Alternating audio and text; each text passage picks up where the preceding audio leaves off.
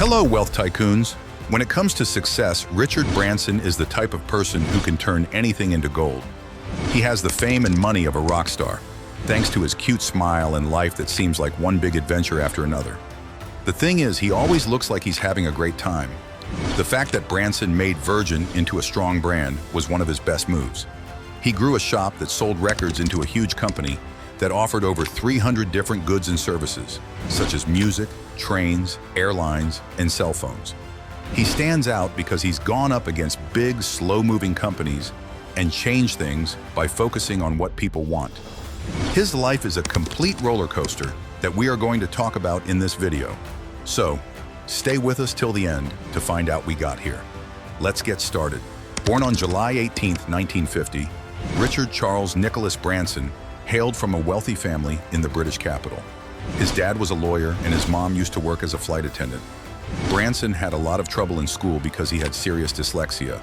He had a hard time with math and reading by the time he was 8. He looked at the whiteboard a lot in class and felt lost because he couldn't make sense of the words and numbers. His future didn't look good at the time. Before we move further, I would like to inform you that we work really hard to bring the best business stories to you. Therefore, I request you to please like this video and subscribe to my channel. People know him as a great businessman, but it didn't happen quickly. Richard was very good at figuring out what he was good at, and he worked hard in those areas. Also, he learned early on how to delegate, giving jobs to other people to do while focusing on the ones he was good at. Nick Powell, one of his best friends, and later his business partner, saw something special in Richard even when they were kids. He said it was clear that Branson was going to do great things in the world. Like most kids, they played games and did other normal kid things. But Richard always seemed a little off. People used to wait on either side of the road until a car came along. The person who was the last to move won. Richard always got the win. Richard had an idea for a business even when he was a child. He tried to grow Christmas trees to sell when he was 13. Crazy, right? But that is how the greats are. He even raised parakeets for a while. He thought of something bigger when he was 15, though. He chose to start a national school newspaper. He even ran the whole business from a phone booth at his school.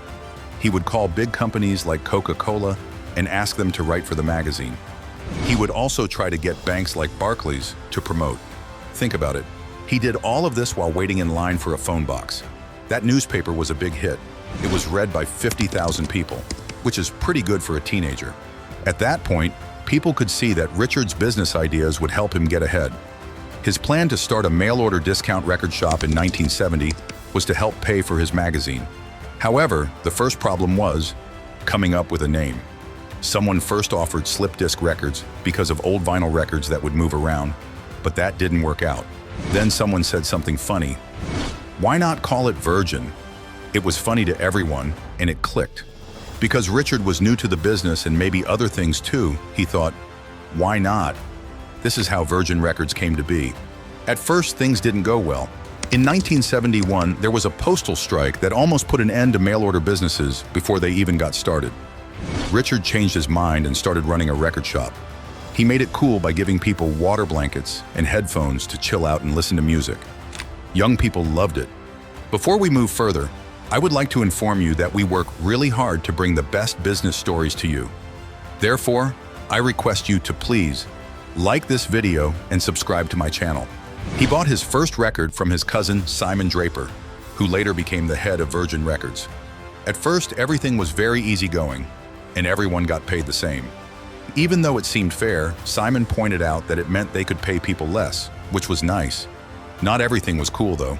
Someone stole records from Richard's record shop in Notting Hill, and he fired them, which shocked everyone. It was a wake-up call that Richard was serious, even though he seemed laid back. Then there was a big hiccup. There was an arrest for tax fraud about 5 months after Richard opened the Virgin store. He was selling records for less because they didn't have to be taxed at 33%. He thought he had found a smart way around the rule, but it didn't work out. He had to spend the night in jail, and his parents had to give up their house to free him. Richard was shocked beyond belief. He had always loved the thrill of the game, but he didn't know that taxes were important and shouldn't be messed with.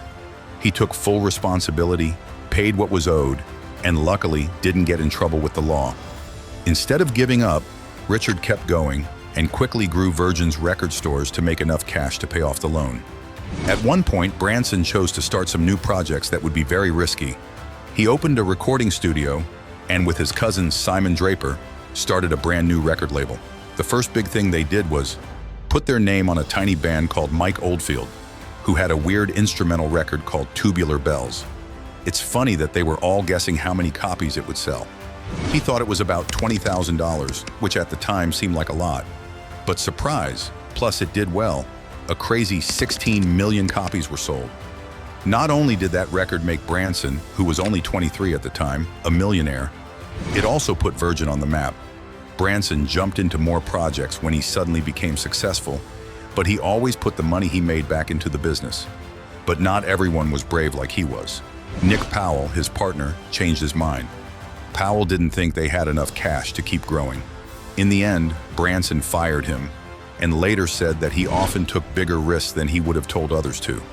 He would sometimes get his wife to sign papers without telling her that their home was on the line for his next crazy business plan. He was living the good life by 1984. He was king of the music scene and owned an island in the British Virgin Islands. It was no secret that Virgin Records was one of the hottest independent labels in the world.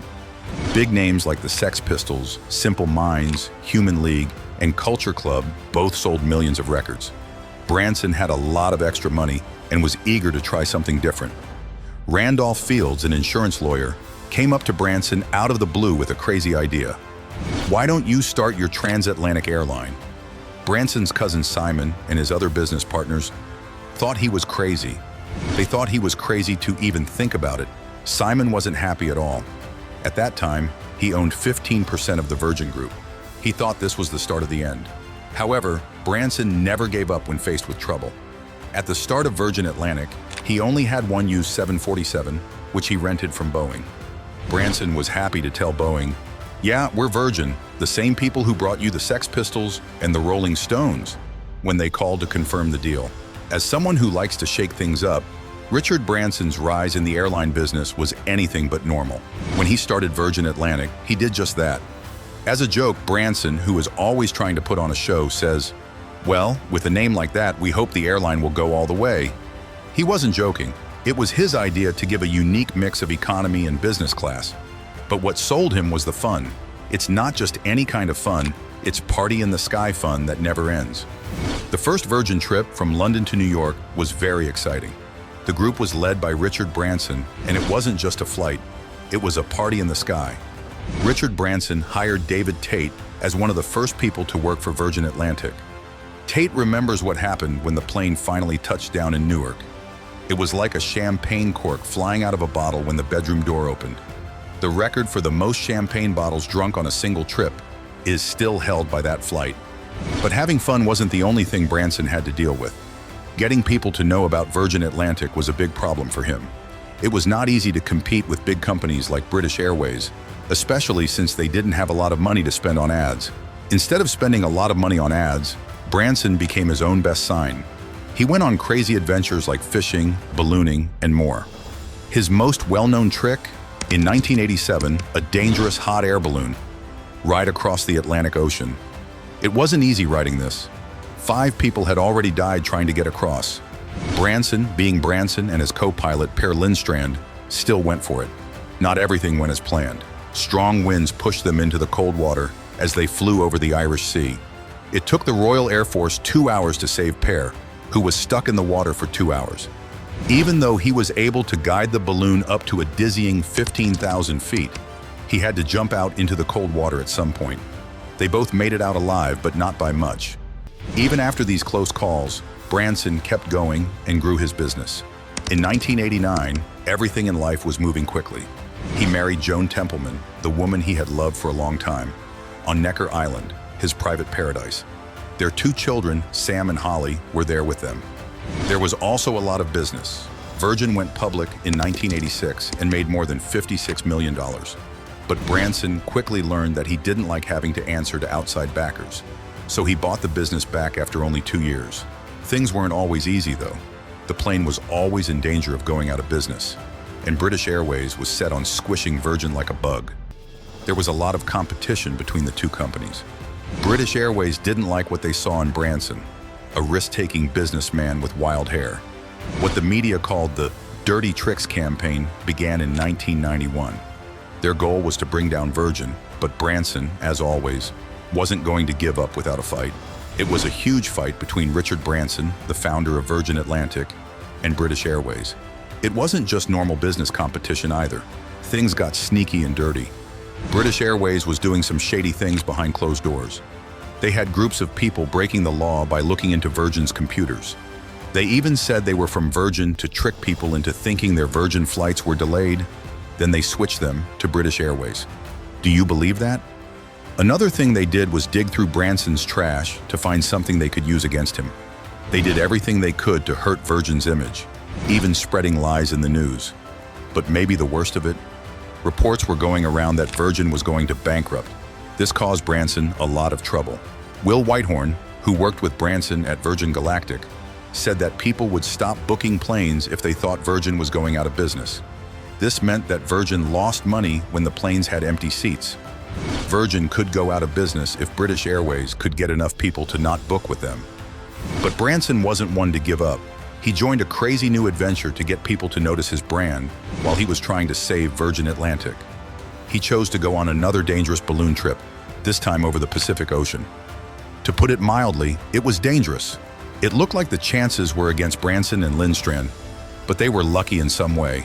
When they hit the jet stream, their balloon flew at over 200 miles per hour, which is fast. They felt like someone or something was pushing them through the sky. They went on a crazy ride and then crashed on a frozen lake in the Arctic, far from anywhere else.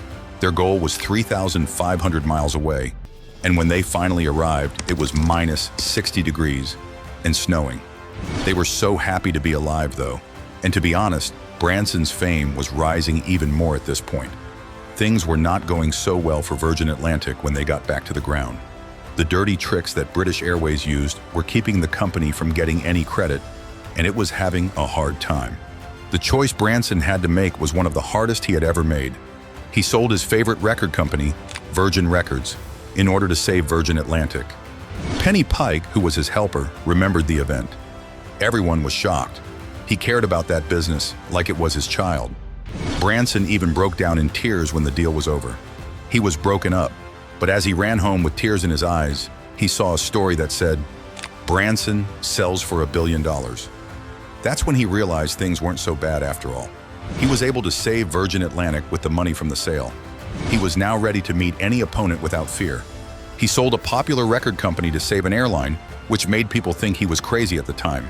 He knew what he was doing, though. We now know that he was able to do it. Branson lived to fight another day, and Virgin Atlantic did too.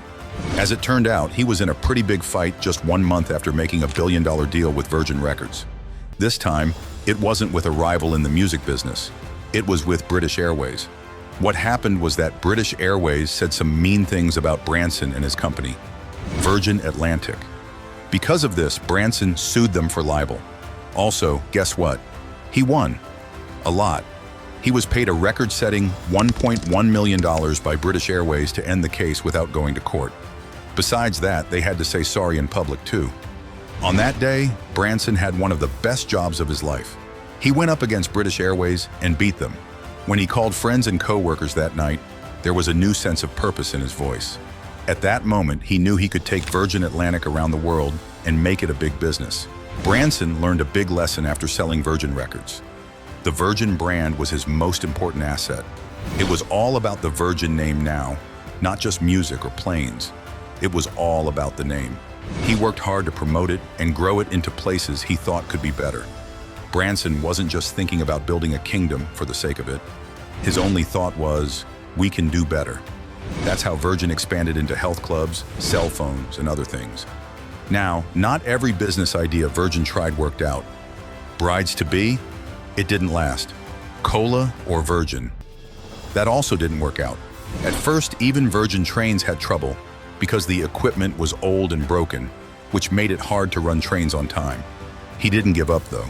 In 1999, Branson launched Virgin Mobile with the help of service providers. This was one of his biggest hits.